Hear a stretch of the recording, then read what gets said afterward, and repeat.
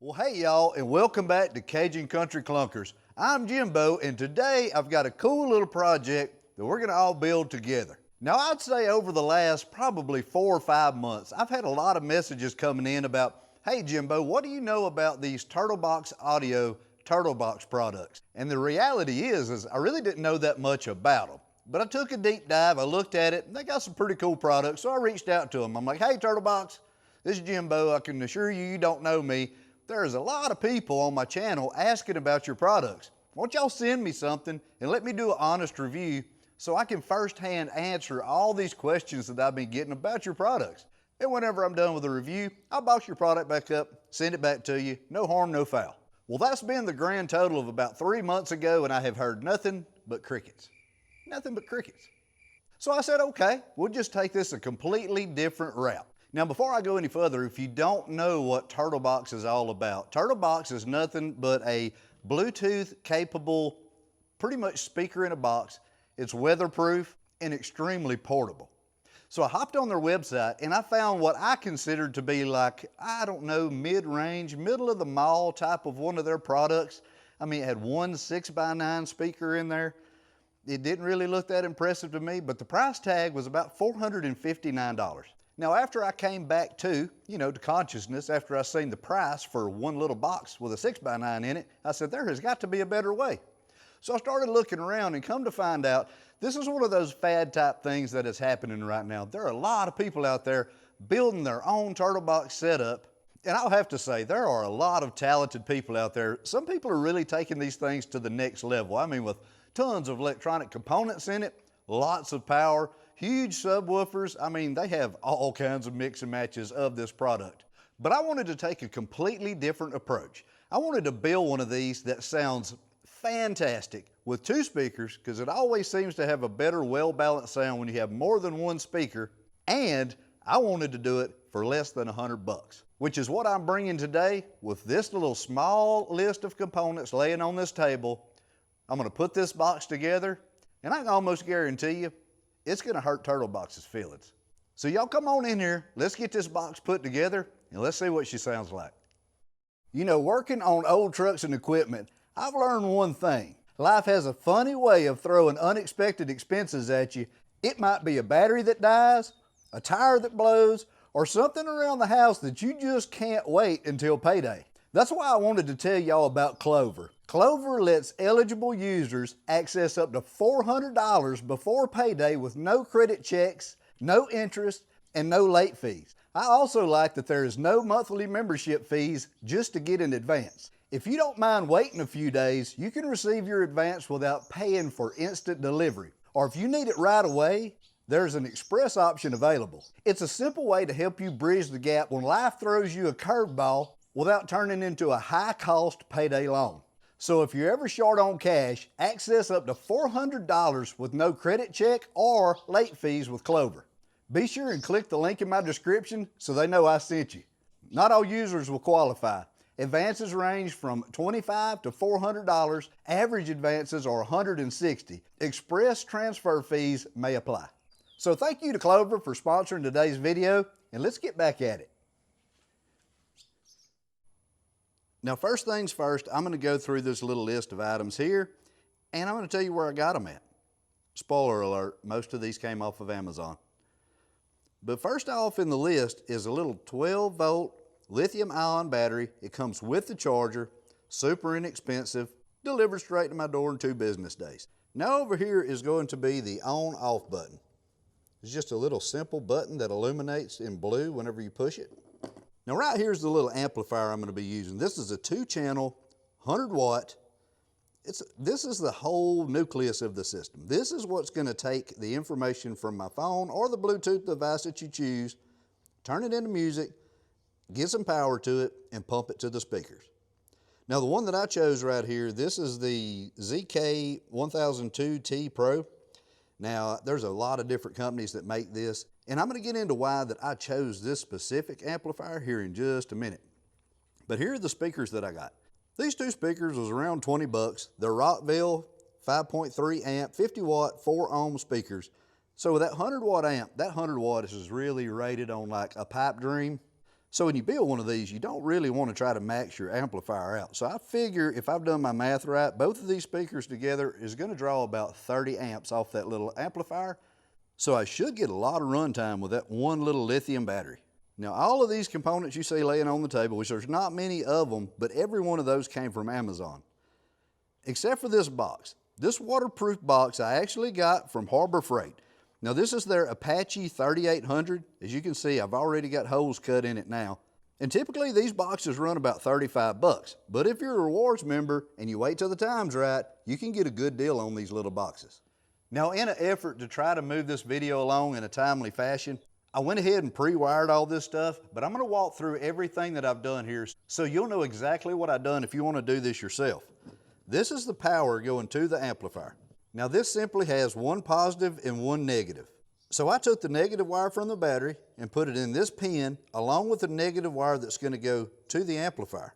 Now that circuit is complete. Now on the positive side, if you're going to get confused over anything, it's going to be over this positive side. But as we go through it, you're going to see that it's really not that complicated. So the power that is going to be going to the amplifier, I want it to come through this switch. Now this little switch is going to plug in right there after we get everything set in place. So the red and the blue wire from the switch is going to go to the amplifier, right here to this cable. And right here, the power that's going to be supplied to the battery is going to go through this green wire that's going to go into this wiring harness. That's what is going to feed this switch. The yellow wire in this situation we're not going to use. I have this wired up as such so whenever we press this button to turn it on, the lights will illuminate blue, and that will let us know that it's actually turned on. Now this is really a simple setup, but I will give you fair warning. If you buy one of these switches, a lot of times the colors on these wiring harnesses can vary a lot. But as a general rule of thumb, this is how they will be set up most of the time, and they're pretty straightforward. I hope you can all see that, and remember, red and blue goes to the amplifier. Green is the power into the switch. Pretty straightforward stuff. Now as far as the amplifier goes, there is a left channel and there is a right channel. What that means is you have a positive and negative that will feed two separate speakers. And I've already got the wires connected there, so all we're going to need to do is plug them into the speakers when it is time. And as far as the charger and the battery is concerned, this is the charging port that goes straight into the battery. This is the charger that they provide with the battery. You just plug it in the wall, just that simple. It turns itself off. The light turns green once it's finished and it's fully charged. So when I started digging into these things, one of the first things that I identified was, hey, look, there are so many options out here. And if somebody don't know a little bit about car audio, they're gonna jump out there, they're gonna buy a Bluetooth amplifier that they think is gonna do the job. And in all reality, they might get let down because a lot of these little small amplifiers are 3-channel. That means they're gonna have a left speaker, a right speaker, and a subwoofer option. But they're still gonna have the same controls, treble, bass, volume, or gain, however you wanna look at it. So what you're gonna end up with is whenever you get on that treble knob, you can make it as high as you want it, but you're not gonna be able to get that deep, rich sound that you want because that bass control is gonna be going to that subwoofer that chances are you don't even have hooked up. And that's the reason that I chose this option. It's 100 watts, should be more than plenty for those two little 5 1/4 speakers that I have. Should give it a full, robust sound, and it's only 2-channel. So every adjustment that I have is specifically for the 2 speakers that I'm using. This thing was like less than 20 bucks. It was next to nothing. Now I do have to talk about this one little component. This is one component that I did not buy, and that is an actual gasket that I made to go in between the box that I'm gonna be using and the flange of the speaker. So the speaker will sandwich this in on the top of that box to make it waterproof, airproof, dustproof, all the proofs. And all I did was find this piece of old foam rubber packaging material that I got something mailed to me in, laid the template on top of it, traced it out, and cut me a couple of these gaskets out. It was that simple. But before I start installing those speakers, I'm gonna show you exactly why I did this. So if you look at the top of this box, you'll see all of these ridges. Those ridges are put in place for structural integrity. It makes that box stronger. But in all actuality, for the purpose that we're gonna be using it for, we really need this to be an airtight seal. But whenever I set this speaker in place and put it where it's gonna live, in between each one of these little slots, air is gonna come in and go out. And we really need this to be a sealed box for multiple reasons. I don't want it filling up with dirt and moisture. And these speakers need to be against positive pressure for them to perform like they should perform. So the little gasket that I cut is going to sit on there something like that. I might need to trim it up a little more after I get everything put in place. But the speaker is going to sit onto it like that. And as it's screwed down, it's going to seal that off really, really tight. Now, a lot of people use silicone instead of doing what I'm doing. And hey, no harm, no foul. I just know how I do whenever I use silicone. I end up making a stinking mess everywhere. And it's all over me, my clothes, the table, and smeared all over everything that I'm working with. Well, the first thing that I'm going to do is go ahead and get these speakers mounted, get these situated. That way I can get onto the wiring and installing all the electronics.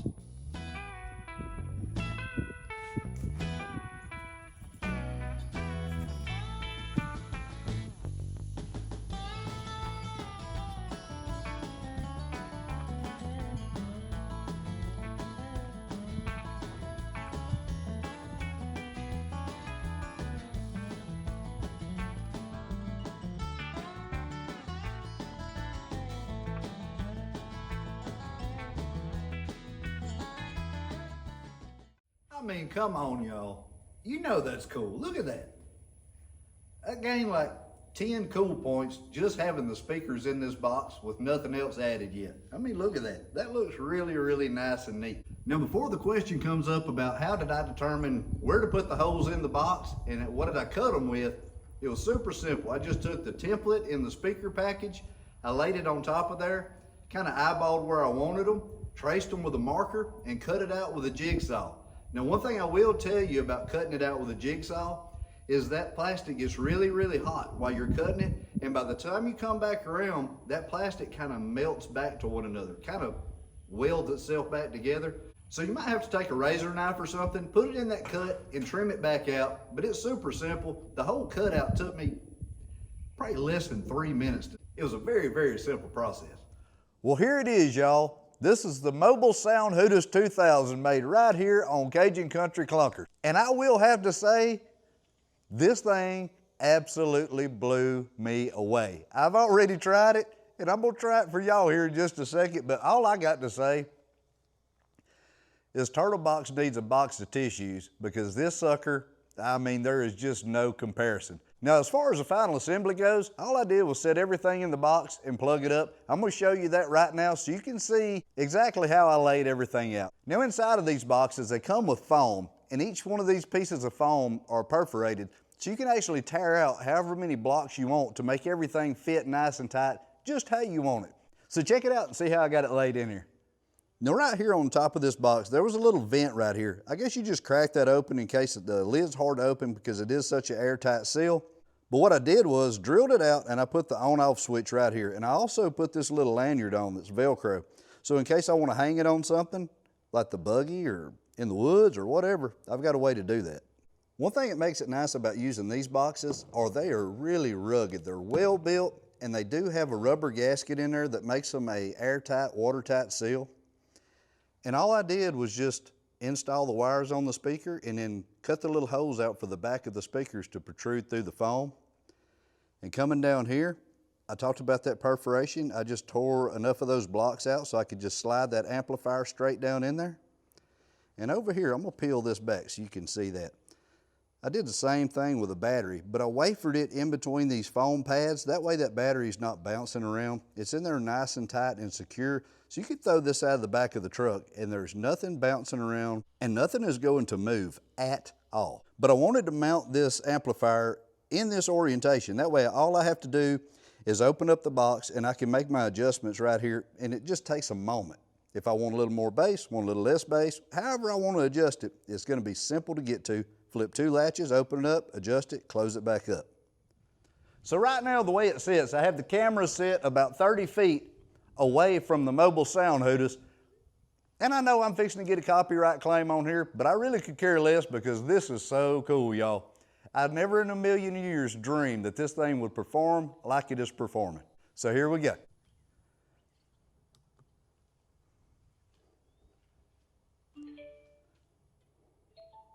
Let's see, what about a little upbeat music? I'm into upbeat music. I don't like that slow drag-on stuff, so here we go. Here's a throwback.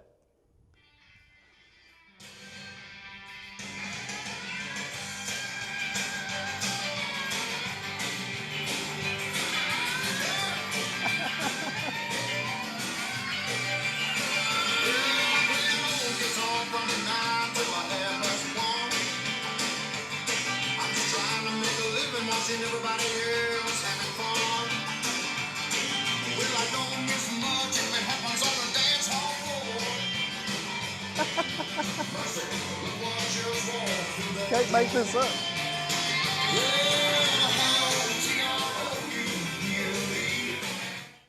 Well, there it is, y'all. If you were wondering if you could build something similar or compatible to a turtle box for less than $100, there it sits. I mean, this thing really performs well. I have heard a few of these turtle boxes around, and they sound okay-ish. They really do. I don't think they're a bad product at all. Do I think that they're overpriced? My opinion, especially after hearing this, I'm pretty convinced they're overpriced. Buying all these components, putting them together, which was really a fun little project, really inexpensive, to get what we got out of it, I mean, you really can't beat it. So if y'all like today's little project, if y'all would like to see me build something like this every once in a while, drop down in the comments and let me know. I think it's a cool little project, and I know there's been a ton of people asking out there, so I hope that this kind of helps you with some of your questions that you've been asking me. And if y'all would like a little bit more of a deeper dive video showing wiring diagrams and those kind of things, drop down in the comments, let me know that too. I absolutely love playing with anything automotive, including the audio. So hey, thank y'all so much for joining me this week, and I'll be seeing you real soon.